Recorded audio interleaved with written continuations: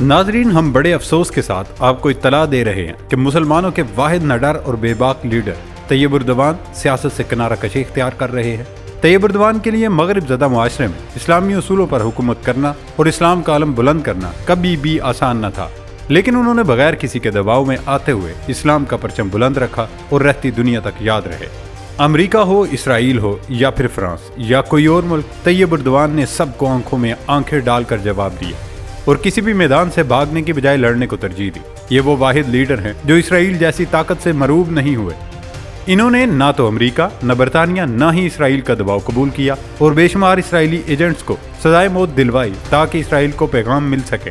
گزشتہ 2 دہائیوں سے ترک اقتدار پر براجمان رہنے والے صدر رجب طیب اردوغان کا اہم بیان سامنے آیا۔ انہوں نے رواں برس مارچ میں میونسپل انتخابات کو اپنے آخری انتخابات قرار دیا ہے۔ غیر ملکی ذرائع ابلاغ کا کہنا ہے کہ ترکی کی صدر رجب طیب اردوغان 2003 میں صدر منتخب ہوئے تھے۔ اس دوران انہوں نے بڑے نشیب و فراز کا بھی سامنا کیا۔ ترک صدر اردوغان کا ترک یوتھ فاؤنڈیشن کی ایک میٹنگ سے خطاب کرتے ہوئے کہنا تھا کہ میں بغیر رکے کام کر رہا ہوں، ہم سخت محنت کر رہے ہیں کیونکہ میرے لیے آخری انتخابات ہے۔ ترک صدر کا اپنے خطاب میں کہنا تھا کہ اختیار جو قانون مجھے تفویض کرتا ہے، یہ انتخابات میرے آخری انتخابات ہوں گے۔ ترک صدر اردوغان کی جانب سے اس امید کا اظہار کیا گیا کہ ان کی قدامت پسند جماعت جسٹس اینڈ ڈیولپمنٹ پارٹی ان کے بعد بھی اقتدار ہی میں رہے گی۔ انہوں نے کہا وہ اعتبار کی منتقلی پر کام کریں گے۔ انہوں نے ان انتخابات کو اپنے بعد آنے والوں کے لیے ایک نعمت قرار دیا۔ یاد رہے کہ رجب طیب اردوغان 2003 میں وزیر اعظم کے منصب پر فائز ہوئے تھے، 2014 میں صدر منتخب ہو گئے تھے، 2017 میں دستوری تبدیلیوں کے ذریعے وزیر اعظم کا عہدہ ختم کر دیا گیا اور یوں تمام تر انتظامی طاقت صدر کو مل گئی تھی۔ ناظرین، دوسری طرف بھارت کو تاریخ کی سب سے بڑی شکست ایک چھوٹے سے کیمرے نے دے دی۔ ہردیپ سنگھ نجر کے قتل کی CCTV فوٹیج سامنے آ گئی۔ کینیڈین پولیس کی جانب سے خالصتان کے حامی ہردیپ سنگھ نجر کے قتل کی CCTV فوٹیج جاری کر دی گئی۔ غیر ملکی ذرائع ابلاغ کے مطابق سامنے آنے والی ویڈیو میں واضح طور پر دیکھا جا سکتا ہے کہ کس طرح ہردیپ سنگھ نجر کو قتل کرنے سے قبل حملہ آوروں نے اس کی گاڑی کا تعاقب کیا اور فائرنگ کا نشانہ بنایا۔ کینیڈا نے خالصتان کے حامی سکھ رہنما ہردیپ سنگھ نجر کے قتل کا ذمہ دار ہندوستانی خفیہ ایجنسیوں کو ٹھہرایا تھا۔ کینیڈین حکومت کے اس الزام پر ہندوستانی حکومت نے سخت رد عمل دیا تھا۔ وزارت خارجہ نے کہا تھا، ہمارا براہ راست یا بالواسطہ کسی بھی واقعے سے کوئی تعلق نہیں۔ ہردیپ کے قتل کو 9 ماہ گزر چکے ہیں، مگر کینیڈین پولیس نے تاحال اس قتل سے متعلق کسی ملزم کی تصویر جاری نہیں کی۔ تاہم اطلاع ملی کہ 2 ملزمان کو شناخت کر لیا گیا ہے اور انہیں جلد گرفتار کر لیا جائے گا۔ میڈیا رپورٹ کے مطابق دونوں مشتبہ افراد پولیس کی نگرانی میں ہیں اور توقع ہے ان دونوں کو چند ہفتوں کے دوران حراست میں لے لیا جائے گا۔ دوسری طرف امریکہ اور اسرائیل کے سربراہان لڑ پڑے ہیں اور ایک دوسرے پر الزامات کی بوچھاڑ کر دی ہے۔ امریکہ میں رواں سال ہونے والے صدارتی انتخابات جیسے جیسے قریب آ رہے ہیں، وہاں کا سیاسی ماحول گرم ہوتا جا رہا ہے۔ موجودہ صدر جو بائیڈن اور سابق صدر ڈونلڈ ٹرمپ جو نومبر میں 4 سالہ مدت کے لیے ہونے والے صدارتی الیکشن میں ایک دوسرے کے سخت حریف ہیں، انہوں نے اپنی انتخابی مہم شروع کی ہوئی ہے جس میں وہ ایک دوسرے پر سنگین الزامات عائد کر رہے ہیں۔ صدر جو بائیڈن اور ان کے حریف ڈونلڈ ٹرمپ نے اپنی انتہائی مہمات کے سلسلے میں ریاست جارجیا میں ریلیاں نکالی اور ایک دوسرے پر سنگین الزامات عائد کیے۔ صدر جو بائیڈن نے ٹرمپ کو جمہوریت کے لیے خطرہ قرار دیتے ہوئے کہا کہ وہ جھوٹ اور نفرت کی سیاست پر یقین رکھتے ہیں، لیکن ہم امریکہ میں جمہوریت کا ہر صورت تحفظ کریں گے۔ سابق امریکی صدر ڈونلڈ ٹرمپ نے الزام عائد کرتے ہوئے کہا کہ بائیڈن انتظامیہ کی ناکام پالیسیوں کے باعث امیگریشن بحران پیدا ہوا۔ امریکی عوام صدارتی الیکشن میں بائیڈن انتظامیہ کو اس کا بھرپور جواب اپنے ووٹ سے دیں گے۔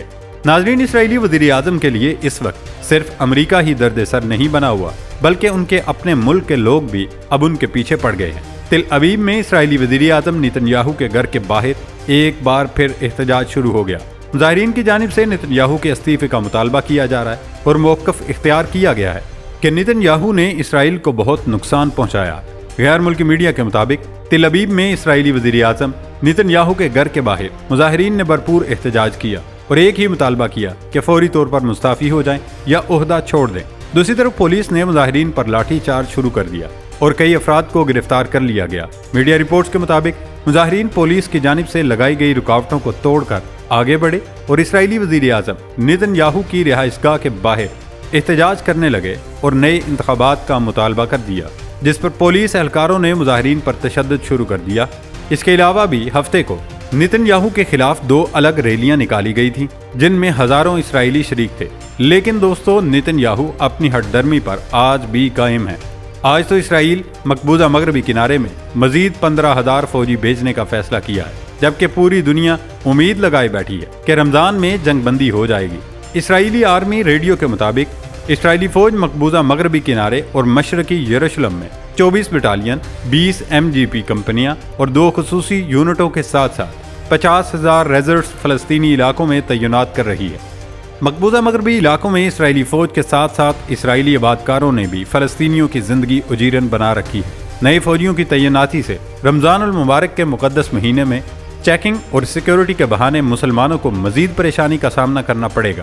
دوستو اب تو بین الاقوامی سطح پر بھی اسرائیل کے ایجنڈے اور منصوبے بے نقاب ہو رہے ہیں۔ اقوام متحدہ کی ریلیف اینڈ ورک ایجنسی کے عملے کے حماس کے ساتھ تعلقات کے اسرائیلی الزامات کے بعد کئی ممالک نے غزہ فنڈنگ روک دی تھی۔ اب یہ انکشاف ہوا کہ یہ اسرائیلی سازش تھی۔ الجزیرہ کے مطابق کینیڈا اور سویڈن نے UN ایجنسی کو غزہ فنڈنگ بحال کر دی ہے۔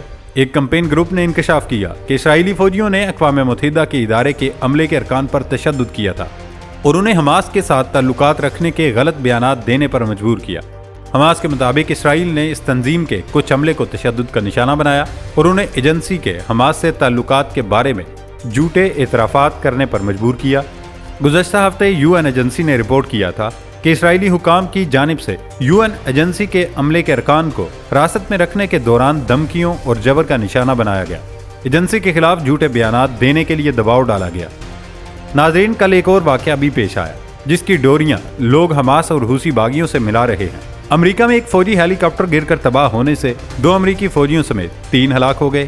بتایا جا رہا ہے اس میں وہ تنظیمیں ملوث ہیں جو فلسطین کی آزادی چاہتے ہیں، یعنی اب امریکہ بھی کمزور پڑ رہا ہے۔ دوسری طرف لیبیا کے مقامی میڈیا کے مطابق لیبیا کے دارالحکومت طرابلس کے ہوائی اڈے پر دھماکوں کی آوازیں سنی گئیں اور علاقے میں شدید دھواں اٹھتے دیکھا گیا۔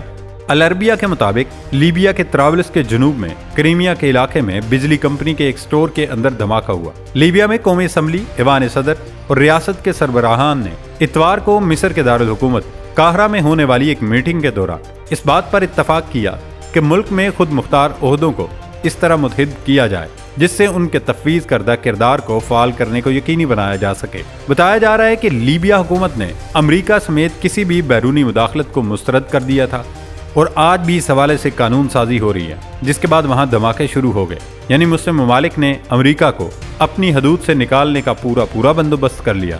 ناظرین، یہ کام پہلے ایران نے کیا، پھر افغانستان نے پیروی کرتے ہوئے امریکہ کو الٹے پاؤں واپس لوٹائے، لیکن اب دیگر مسلم ممالک بھی اس میں حصہ لے رہے ہیں۔ ایران نے جب امریکہ کو بگایا تو آج تک ایران کے خلاف پراپیگنڈے ہو رہے ہیں۔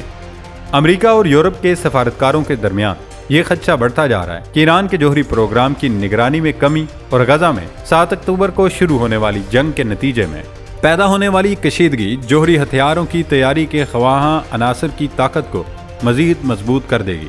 اس لیے ممکنہ طور پر ایران کے خلاف بڑی کارروائی ہو سکتی ہے، لیکن ایران نے نئے انتخابات میں اپنی مرضی کا سربراہ منتخب کر کے بتا دیا کہ وہ امریکہ جیسی طاقتوں کے سامنے جھکنے والے نہیں ہیں۔